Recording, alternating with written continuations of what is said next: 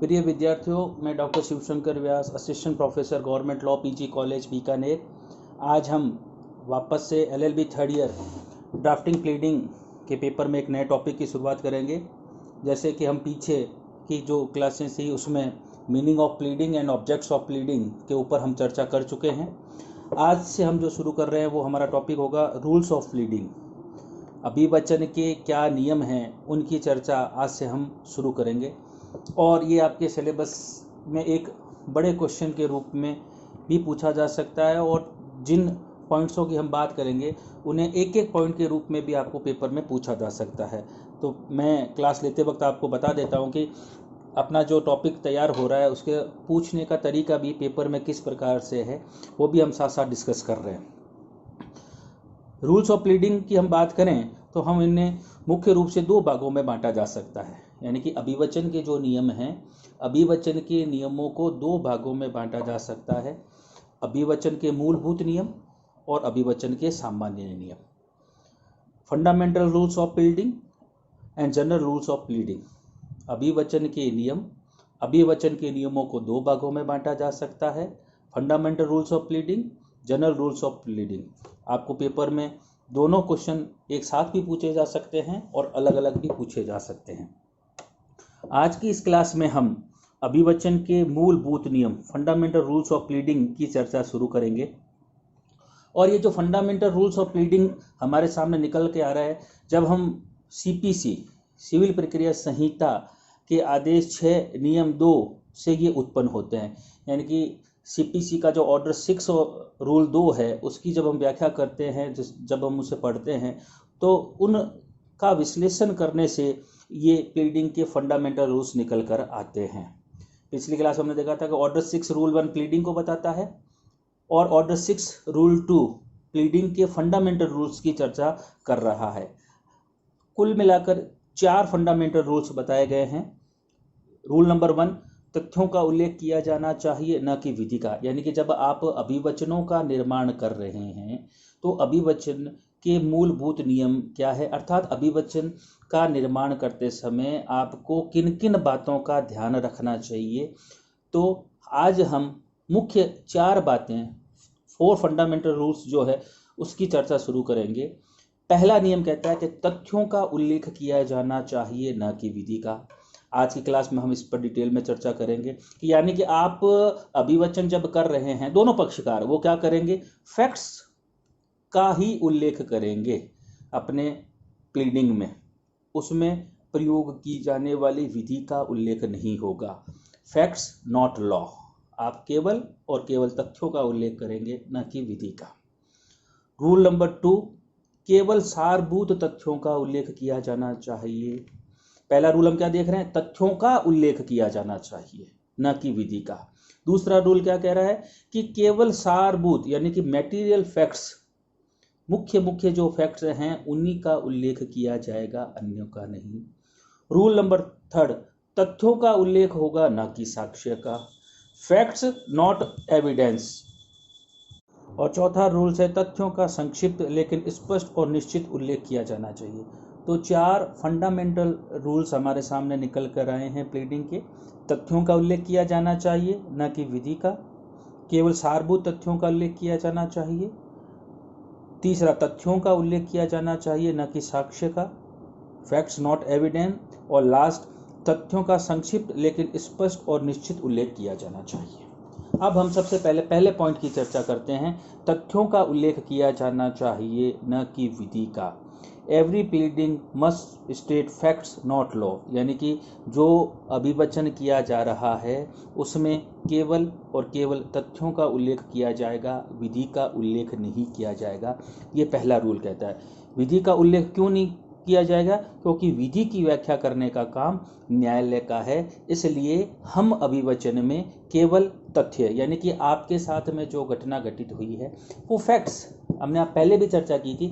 हम अभिवचन जब करते हैं तो 2 भागों हो गए। पहले मैं अपनी निजी जानकारी पर इन तथ्यों का प्रकटीकरण करता हूं, और फिर हम लास्ट में क्या लिख रहे हैं, इनको मैं कानूनी जानकारी के आधार पर सत्य होना स्वीकार करता हूं। तो प्लीडिंग में आपके फैक्ट्स जो आप बताओगे, जो भी आपके साथ में घटना हुई है उसके आप तथ्यात्मक रूप से बताएंगे, और उन तथ्यों के आधार पर आपको वकील साहब बताएंगे कि ये कानूनी पहलू है। यानी कि कानूनी पहलू कि हम क्या करें, क्या उस किस कोर्ट को क्षेत्राधिकार है, क्या कोर्ट फीस लगेगी, ठीक है ना, मामला लिमिटेशन में है या नहीं है, ये सब बातें क्या होती है, कानूनी बिंदु होती है। तो आप क्या करेंगे, केवल और केवल तथ्यों का उल्लेख करेंगे। इस संदर्भ में श्रीमती ओम प्रभा जैन वर्सेस अविनाश चंद्र का मामला इम्पॉर्टेंट है, जिसकी हम यहाँ पर चर्चा कर रहे हैं कि श्रीमती ओम प्रभा कैथल से विधानसभा की उम्मीदवार थी, विधानसभा चुनाव की उम्मीदवार थी श्रीमती ओम प्रभा कैथल से, और अविनाश चंद्र उनके विरोधी उम्मीदवार थे। चुनाव के बाद अविनाश चंद्र ओम प्रभा से 2000 मतों से हार गए। अविनाश चंद्र जी क्या हो गए, ओम प्रभा से 2000 मतों से हार गए। तब उन्होंने जनप्रतिनिधि अधिनियम 1951 के तहत एक चुनाव याचिका पंजाब और हरियाणा उच्च न्यायालय में दायर की। यानी कि ओम प्रभा और अविनाश चंद्र दो उम्मीदवार हो गए, अविनाश चंद्र हार गए, उन्होंने पंजाब और हरियाणा उच्च न्यायालय में जनप्रतिनिधि अधिनियम के तहत एक याचिका दायर की और कहा कि श्रीमती प्रभा ने अनुचित तरीकों को काम में लिया और एक धर्मशाला का निर्माण करने का वादा किया जो गलत है, और इस आधार पर इनके चुनाव को अवैध घोषित किया जाना चाहिए। पंजाब एवं हरियाणा उच्च न्यायालय ने उनके चुनाव को अवैध घोषित कर दिया। इस पर श्रीमती ओम प्रभा सुप्रीम कोर्ट में अपील में चली गई और सुप्रीम कोर्ट ने हाईकोर्ट के निर्णय को उलट दिया, क्योंकि सुप्रीम कोर्ट ने कहा कि मामले में केवल तथ्यों का उल्लेख किया जाना चाहिए, विधि का नहीं। आप क्या करते, सिर्फ फैक्ट्स बताते। यहाँ जो आपने कानून की बात साथ में की है उसका उल्लेख यहाँ पर किया नहीं जाना चाहिए। ये बात श्रीमती ओम प्रभा जैन वर्सेस अविनाश चंद्र के मामले में हुई। इसी प्रकार जब कोई मानहानि का मामला आता है तो मानहानि के मामले में मानहानि के कथन को एवं जिन व्यक्तियों के समक्ष वो कथन किया गया है उसका उल्लेख किया जाना चाहिए, साथ ही समय और स्थान का वर्णन किया जाना चाहिए, क्योंकि मानहानि के मामले में ये महत्वपूर्ण होते हैं। अब वो कुछ एग्जाम्पल बता रहा है कि मानहानि का अगर मामला है तो आप क्या करोगे, मानहानि रूप में जो कथन किया गया है उस कथन का, वह कथन जिन व्यक्तियों के समक्ष किया गया है उनका उल्लेख किया जाना चाहिए, और वह समय और स्थान, यानी कि वे व्यक्ति जिनके समक्ष किया गया वह समय और वह स्थान, उनका उल्लेख किया जाना महत्वपूर्ण है, क्योंकि ये तथ्य मानहानि के मामले में महत्वपूर्ण होते हैं। इसी प्रकार से अगर उत्तराधिकार का मामला है तो यहाँ पर वादी के द्वारा उल्लेख ये किया जाना चाहिए कि वह उसका मृतक के साथ में किस प्रकार का संबंध है, न कि ये बताना चाहिए कि वह उसका विधिक उत्तराधिकारी है। यानी कि आपको लॉ नहीं बताना है, उसको क्या बताना है कि मेरा मृतक के साथ में किस प्रकार का संबंध है। उस आधार पर कोर्ट अपने आप विधि का निर्धारण कर लेगा कि किस विधि के तहत आप उत्तराधिकारी होने के आधार पर इसकी प्रॉपर्टी प्राप्त करने के हकदार है। ठीक उसी प्रकार से नेग्लिजेंसी या असावधानी का जब मामला होता है तो उस अभिवचन में केवल ये कहना कि प्रतिवादी असावधानी का दोषी है पर्याप्त नहीं होगा। आपको ये बताना होगा कि प्रतिवादी असावधानी का दोषी था, साथ ही साथ उसका वादी के प्रति क्या था, सावधानी बरतने का कर्तव्य था, जिसमें वह असावधान रहा, जिसके चलते ये घटना घटित हुई। अर्थात अभिवचन में केवल साक्ष्यों का वर्णन नहीं किया जाएगा, इसमें जो साबित किए जाने वाले अभिवचन हैं उनमें केवल और केवल तथ्यों का उल्लेख किया जाएगा, एविडेंस का उल्लेख नहीं किया जाएगा, लॉ का उल्लेख नहीं किया जाएगा। तो सार रूप में पहला नियम हमारा क्या कहता है, मूलभूत नियम, कि अभिवचन में तथ्यों का उल्लेख किया जाएगा, विधि का भी नहीं किया जाएगा, और तीसरा जो रूल है साक्ष्य, उसका भी उल्लेख यहाँ पर नहीं किया जाएगा। अब हम इस पहले फंडामेंटल रूल के एक्सेप्शंस, अपवाद क्या है, यानी कि हमारा जो पहला नियम है कि अभिवचन में तथ्यों का उल्लेख किया जाएगा, विधि का नहीं, इसके अपवाद, अर्थात हम कहाँ विधि का उल्लेख कर सकते हैं। तो 3 बिंदु मुख्य रूप से बताए गए हैं। पहला अपवाद विदेशी विधि तथा रूढ़ियाँ, फॉरेन लॉ एंड कस्टम्स। दूसरा विधिक आपत्तियाँ, लीगल ऑब्जेक्शंस, और तीसरा विधि के अनुमान। ये 3 मुख्य रूप से पहले नियम के अपवाद बताए गए हैं। विदेशी विधि तथा रूढ़ियाँ, विधिक आपत्तियां और विधि के अनुमान। तो पहला जो हमारा नियम है कि अभिवचन में तथ्यों का उल्लेख किया जाना चाहिए, न कि संबंधित विधि का, उसके ये 3 अपवाद हो गए। पहला, विदेशी विधि अथवा रूढ़ियां। जब न्यायालय के समक्ष कोई मामला आता है तो न्यायालय विदेशी विधि की न्यायिक सूचना लेने के लिए बाध्य नहीं है। थर्ड ईयर में आप जब एविडेंस पढ़ोगे तो कुछ एक ऐसी चीज़ें होगी जिसे न्यायालय खुद अवेक्षा करता है, यानी कि न्यायालय अपने आप उनको नोटिस में ले आता है। जो फंडामेंटल्स हैं, जो यूनिवर्सल चीज़ें हैं, उनको वो अपने आप क्या है मानेगा, आपको उसको साबित करने की आवश्यकता नहीं है। लेकिन जो फॉरेन लॉ है, उस फॉरेन लॉ को बताया गया है कि फॉरेन लॉ की सूचना लेने के लिए न्यायालय बाध्य नहीं है, अर्थात न्यायालय उनकी न्यायिक अवेक्षा नहीं करेगा। अतः विदेशी विधि को अभिवचन में एक तथ्य की भांति उल्लेख किया जाना चाहिए। आप क्या करेंगे, फॉरेन लॉ की अगर बात है, आपकी प्लीडिंग में किसी फॉरेन लॉ का आप हवाला देना चाहते हैं तो वहां पर उस विधि का आपके द्वारा उल्लेख किया जा सकता है। हम फंडामेंटल रूल क्या देख रहे हैं कि आप तथ्यों का उल्लेख करेंगे, विधि का नहीं। लेकिन अपवाद हमें क्या बता रहा है कि अगर फॉरेन लॉ की बात है तो उसे एक फैक्ट के रूप में आप वहां पर बता सकते हैं। ठीक इसी प्रकार से कुछ प्रथाएं, चाहे वो व्यापारिक रूढ़ियां हैं या स्थानीय रूढ़ियों का भी अभिकथन किया जाना चाहिए।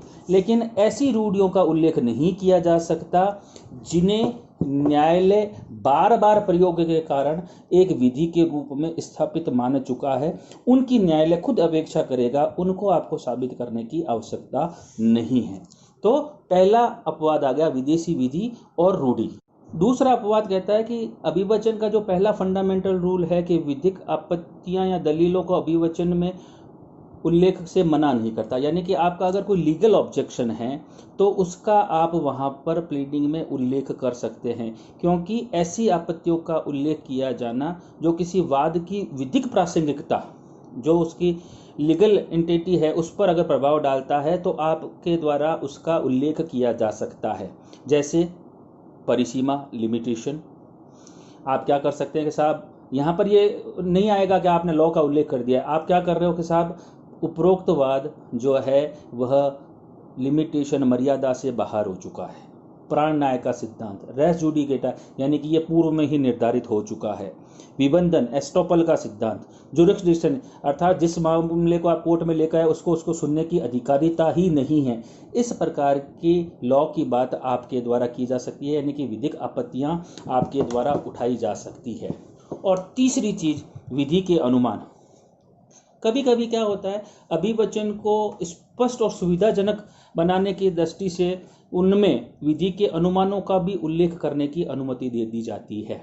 के साथ ऐसी विधि रही होगी, अनुमान हम कर रहे हैं, लेकिन एक शर्त लगा दी है कि आप केवल विधि के अनुमानों का उल्लेख नहीं कर सकते, आप तथ्यों के साथ उल्लेख करते हुए विधि के अनुमानों का अतिरिक्त रूप में कथन कर सकते हैं। यानी कि आप चाहें कि केवल और केवल आप विधि के अनुमानों का उल्लेख करें तो उसकी अनुमति नहीं है। तथ्यों के साथ विधि के अनुमानों को अतिरिक्त कथन के रूप में आप क्या कर सकते हैं, प्लीडिंग में इस्तेमाल कर सकते हैं। तो आज हमने पहले फंडामेंटल रूल अभिवचन के जो हैं उनमें तथ्यों का उल्लेख किया जाना चाहिए, न कि विधि का, नियम और उस नियम के साथ अपवादों की चर्चा की। अगली क्लास में हम इसका दूसरा रूल देखेंगे। धन्यवाद।